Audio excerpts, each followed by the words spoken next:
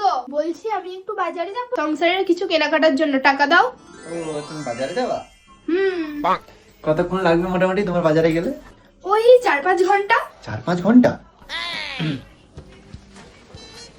এই না, এটাতে তুমি শাড়ি কিনবা।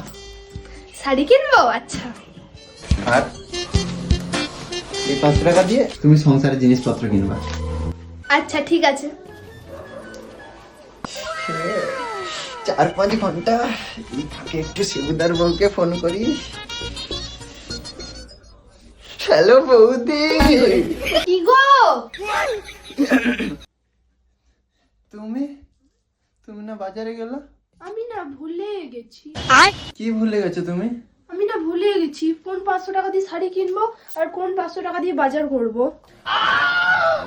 একবার বলে দাও না।